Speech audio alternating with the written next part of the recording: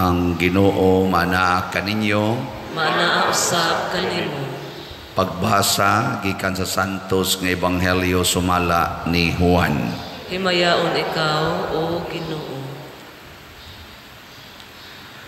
Human niini mibalik si Jesus pagtabok sa lanaw sa Galilea o lanaw sa Tiberias. Misunod kaniya ang daghan kaayong tao kay nakita manila ang mga milagro sa iyang pag-ayo sa mga masakitod. Mitunga si Jesus sa usa ka bungtod ug milingkod didto uban sa iyang mga tinun-an.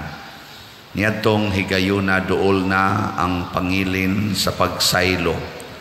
Unya mitan-aw si Jesus sa iyang palibot ug sa pagkakita niya sa daghang mga tao nga nagpaingon kaniya, miingon siya kang Felipe, asa man kita makapalit og igong pagkaon alang niining mga tao. Gisulti niya kini aron pagsulay kang Felipe, apan ang tinuod mao nga nahibalo na siya kung unsay iyang buhaton. Si Felipe mitubag, bisag mo palit kitag pan nga bilig duha kagatos ka denaryo, dili paigo nga ipakaon niining mga tawhana. Usa sa iyang mga tinun-an nga si Andres, igsuon ni Simon Pedro, mingon kang Hesus, ani ay batang lalaki dinhi nga may 5 kapan nga sibada ug 2 ka isda. Apan magunsa man kini alang niining tanang tao. Si Jesus mingon kanila, palingkura ang mga tao. May daghang balili ni adtong dapita. Busa ng lingkod ang mga tao nga may gidaghanon nga mga 5,000. Unya gikuha ni Jesus ang pan, gipasalamatan niya ang Dios o giapod-apod niya kini ngadto sa mga tao. Mauusab kini ang iyang gibuhat sa isda ug silang tanan nakakaon kutob sa ilang gusto. Sa nangabusog na silang tanan, miingon siya sa iyang mga tinun-an, hipusan ninyo ang mga salin aron walay mausik. Busa gihipos nila ang tanan ug ang mga salin sa 5 kapan nga sibada nga gikaon sa mga tao nakapunog napulog 2 kabukag. Sa pagkakita sa mga tao sa milagro nga nabuhat ni Jesus, miingon sila, sa walay duha-duha siya gayod ang propeta nga muanhi sa kalibutan. Nakamatikod si Jesus nga muduol sila kaniya og kuhaon siya aron pugson na mahimong ilang hari. Busa mibalik siya nga nag-inusara ngadto sa kabungturan. Ang ebanghelyo sa Ginoo. Dahigon ikaw, O Kristo.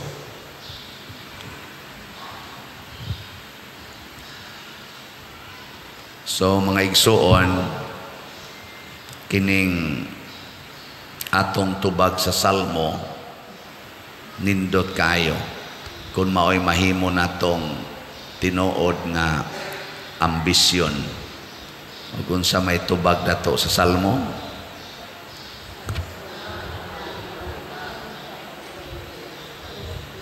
husgang usa ka butang ang akong gipangita, ang pagpuyo diha sa balay sa Ginoo. Unsa may inyong gipangita ron nga naamoy house and lot dinhi sa kalibutan o dito sa langit? Dili ba mo mangigi sa inyong balay?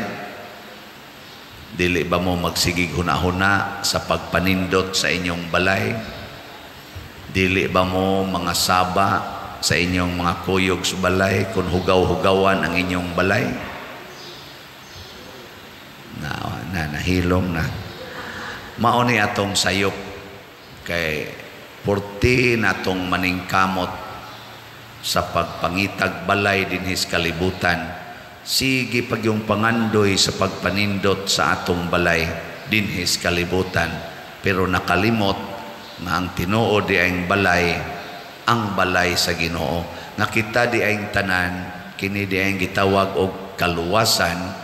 Ang pasabot day ani nga kita makapuyo na sa balay sa Ginoo. Nagilingay mong tupad. Ing naadto ta puyo dito ha. Ing na ba? Ing naadto ta puyo. Nya unsa may buhaton aning atong balay dinhi, matud pa ni Kristo, ibaligya ng tanan niya ang halin ipalit og slat. Oh, nga naman kay ang slat gamiton sa paghatag ngadto sa mga nanginahanglan. Ana mo na simbolik sa pagbaligya sa balay kining bata nga nagda og 5 ka pan og 2 ka isda.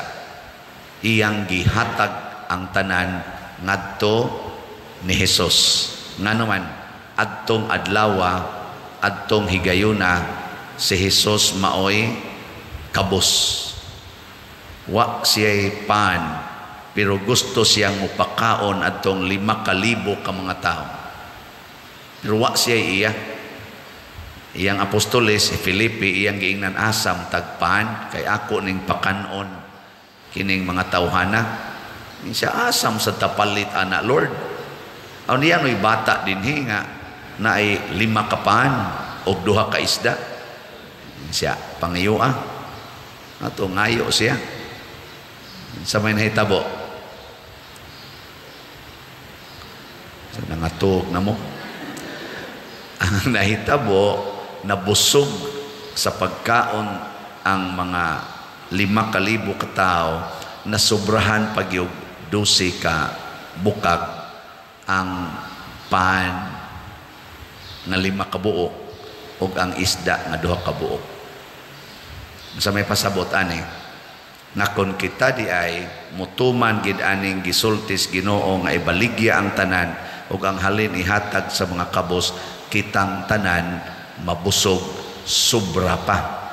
Pero gusto na kita maghimog atong balay nya proteksyonan gid nato atong balay, punon gid nato ang atong balay sa atong mga kunuhay grasya, mag-anam gyud kabati ang atong kinabuhi. Pirmi natang magkrisis, pirmi natang ma-stress, pirmi natang maggubot ug maggubat. Mo ni karon gusto man sa rasya nga punon gyud ang iyang balay sa iyang mga kabtangan. Gusto man sa Ukraine nga punon gyud niya iyang balay sa iyang kabtangan. Unya kay gusto mang pangayoon sa Russia ang iyang kabtangan, di man niya ihatag, magpatay ta. Di ba? Aw kamo good. Kamo ba? Pila naman kabuk inyong nahibawan nga managsuon na ay grasya nga kabilin sa ilang ginikanan, labi na ginang yuta, nga na nag-away, nagkinihaay, wak na magtagdanay. Pila man kabuk pari nga team ministry dinis atong archdiocese nga tungod anang grasya nga ihug in taon anang sibot na nag-away unsaon pagbahin. Ambot mga madre nag-away bisa na sila. Ato lang na silang iapil kay mao bisa na sila inaas Ginoo kuno. Mao na kamo way na nag-away sa mga grasya pareho na mga anak. Kami sa una dito, musangko gid usahay sa sinukmagay tungod lang sa gipalit ni mama gikas carbon kanang truck nga dali kay matangtang ang ligid kana bang plastic ana ra basang baratuhon nga inigduot mo kausa mo buwag din ang ligid. Magsinukmagay mi ana usahay sa ako mga igsoon labi na ako maguwang Pedro kay mag-ilog mami ana nya si mama sa iyang kasuko latuson sad mi panuway mo pisti mo mga animala mo may pagwata mo paliti di mo diha maghuyhoy anang inyong pagduwa may pagpanglatuson ta mo mga bunog mi tungod sa grasya.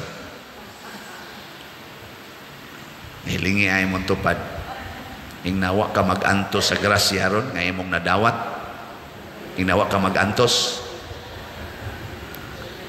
kamong mga asawa kanang bana grasya magina wa mo nagantos ron. Wa? Oh. Kinsa dinhing asawaha nga sukad pagkasal wa gyud makasuway nga nagantos sa iyang bana taas ang kamot. Grasya ba na kadaghang galuhod-luhod mudagkot maginaglain-laing colors kandila para lang makauyab, para lang maminyo. Nakaron tiguang dalaga lang yapon. Unya kamong naahin oy mga bana, swerte kay nastanan, grasya gina, inyong punayag away, punayag yaw-yaw. Nga buangon mo. Kamong mga bana, inyong asawa, grasya man sana. Oh, pila kabuk ninyo dinhing hangtod karon wa gyud makayaw-yaw, wa gyud makamahay, ug wa gyud makapangluod sa inyong asawa be. Taas ang kamot be. Yeah, na. Oh, na utrosan mo. Pila kabuk pare nga grasya man gining ordination nga wa gyud makareklamo sa iyang pagkapare.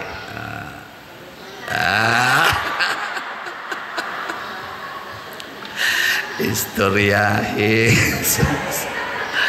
agas-agas pa among luha ini kanta misa kana bang una na mong misa ba agas-agas pa among luha dili jud ko tapos nining dako kay grasyang gihatag sa Ginoo kanako. Salamat ninyo, salamat sa kong ginikanan, salamat sa mga benefactors, mga formators nga gihimong instrumento sa Ginoo alang nining dako kay grasya nga bisag dili takos gihatag sa Ginoo kanako. Yeah. Butang bitag assignment ka 50 pesos sa collection. Muadtos obispo ibisya po sa may saha na kung ibutang man ko nimo aning mong assignment. Oh, unsa kariya? Ibutang bitas prisuhan katong akong assignment da hilak lagi ko. Sa may saha na ko Lord nga gibutang man ko aning assignment. Napu naman ta ko katuig sa akong pagkapare. Nya 50 anyos na ang akong edad. What ako kung ma-assign og parokya nya graduate baya ko UST. Kana sila dinhira na ako UST. Magna cum laude ko dito. Napadyog ko'y canon law. Nya anhira ko sa prisuhan pakauwaw ni nana ko hilak-hilak ko ingnan bitapos Ginoo.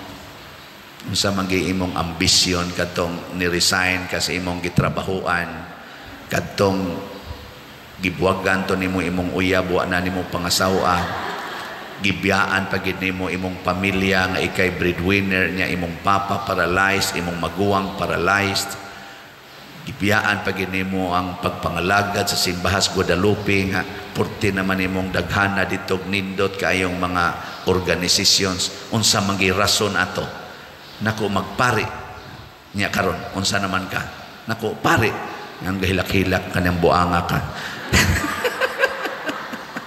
kulikta day imong giuna-una assignment day imong giuna-una sus mura ko giwaswasan sa kuan mura ko giwaswasan sa kalipay ba ningon day ko Lord pasaylo adyo kong nagmahay-mahay ko pagkanindot day ni akong pagkapari so good karon Lord bisag ibutang pa kog Bartolina okay ra gyud basta pari ko to wa na ko mga ambisyon kani dinhi wa na ko mga ambisyon ani ma-assign ko dinhi gusto na lang ko adto na las prisuhan gyud ana sus gibutang bitaw ko diri purti na sa nakong hilak na biyaan ako ang prison ministry pero karon di na sa kumbalik ingon dago lahi sa gidi ay ang parokya. Pero mo lagi na ang balay sa Ginoo mo atong ambisyonon asa man ni masinati ang balay sa Ginoo sa atong gugma sa pagtuman o pagsunod sa iyang binuhatan. Mo na ang mga apostoles kaniadto managan sila manago sila kay hadlok silang paantuson hadlok silang patyon sa nagpatay ni Kristo nga mao ang mga Hudiyo. Pero karon tanawa gipangpriso gilatos nagsigi na og awit og pasalamat Ginoo salamat nga gihimo minimong takos nga moantos alang kanimo pasabot nga nagpuyo na kos kinabuhi nga imong gipuy-an. So kining pag-antos nato dinis kalibutan, kining kawadon, mga sakit, mga kasakit, mao di ay ni ang pagpuyo sa balay sa Ginoo. Kay mao man ni ang balay sa Ginoo dinhis kalibutan, na ay kasakit, naa ang kakabos, naa ang mga panglutos, naa ang mga problema nga bisag wa kay problema ikay hanukan sa problema sa kalibutan. Oh, pag tinarong usa ka kaigsuon 12 mo kabuok nya ikaw magtinarong ka, ikaw mo'y hanukan aning 11. Kabantay mo ana? Oh, na. Maningkamot kag maayo nya tinarong manggihatagon ka, ikay hanukan. Abisan ganig pare magtinarong, mao'y hanukan sa tanang fundraising. Oh, San Pito na yun, Pader, ani mo'y head ani nga moong fundraising. Maghihatagon ka na, sige, Bishop, okay ra jud kayo. Ana. Nya og isipan pag yun, parihatong ako mo'y gihid atong kapilinya, nya gihunong na to atong fundraising dire, moingon jud ko, na magani uban diha dagpo kay parokya, di man hinuon mo ipasuliziton anang igasto anang kapilinya, ako manon dire nga umud-umud pas kalisod. Hawa ko ana, ingon ko mao ni sige, asos nang gawas ang murag mga milagro na experience nato ang mga milagro. So kung maliwat dayta ni Kristo nga hatag tanan way limit, ma-experience ang milagro. Muna si San Vicente Ferrer, hatag man sa tanan way limit, nahimo gid siyang tinubdan sa kahiusahan o kauswagan sa katawhan. Ngunang daghan kay tag nabuhat dinhi tungod kay hatag tanan, napiksan pa hapit tanan gyud nga nagkalisod sad ba nga mga parokya o mga communities. Nagpasabot ba ning 40 ginatong datua dinhi, wala oy 5 ra gyud kapan og 2 ka isda ang niya nato. Kaso lang gihatag lang nato sa Ginoo, og ang Ginoo mo'y ni gamit niini. Paggamit nas Ginoo, 40 nang nindutas epekto. Mao na kagabi ilang diha ato mga teachers, sus nindutas ilang presentation, teachers night, karon na sad youth night, nya ugma Christian disco. Daghan ng pagkaon, daghan kayong pagkaon, lingaw sad kay sila. Kadto pa ko nakakita nga naa day mga maestra nga mga hilumon kay gnaong dinhi manimba, purti madeng kiata manayaw. Nakumura man sa dinis lag wild kayo ka mga demure man kay ngadto mag simbahan mura man di kabuak og plato, purti man day ka wild ani nila manayaw, di para bagyon mangundang. Nag-ingon ko ba kadindo tanahon nya nganong nahitabo man to tungod aning sige ninyong palit og slots. Pila ra man ginang 5 ka buok isda, tingali mga 100 pesos nya mao na atong gibaligya nga slot sa kaning atong GPHJ para sa atong pista, ang God's Protection, Healing and Joy. Tag 100 rani per slot, mura rani siya mumho sa atong kinabuhi. Pero atong itampo, mo to nakahimo tag dagko kayo nga mga events. Magsigig honghong nako ang mga kapitan o mga officer sa atong LGU, mga barangay nga natupad na ko dito. Karon pag ininhitabo pa der, karon pag ininhitabo. Amot ka mo, nahitabo na ba ni din karon pag ininhitabo, siya grabe hagid pa der, no? Ana sila. Nakutungod lagi ni sa slot. Muna kamong namalit og slot, punon sad mo sa Ginoo, makapakaon sad mo og 5,000, masubraan pag yung 12 kabukag. So pila na may update sa atong slot karon na atay sa East VF DAG sa atong pagtukod sa building, niabot ng atong halin og 15,000 271 slots. Pakpak. Ang ato sad nga special slot para niatong pista ana apay 21,409 slots na atong halin. Pakpak atong na apay 23,591 slots kotobra ni karong April 29 or April 30 labing dugay. Nya ako mong gi-challenge og 10 slots challenge. Doon na say ni appeal og naka-appeal na nga 52 ka persons sa 10 slot challenge. Pakpakan na to ang ni-appeal 52. Sama ng 10 slot challenge nga mopalit ka sod aning nobinaryo og pista ni San Vicente Ferrer og napo ka slots sa SBF DAG nga tag 500 per slot. Nya mopalit sa kag napo ka slots sa GPHG nga tag 100 per slot, a total of 6,000 pesos kada 10 slot challenge. 52 pa ang ni-appeal. Ambot og mga appeal mo diha na magani usa ni hatag og 50,000. Unsaon man ni pagkwenta?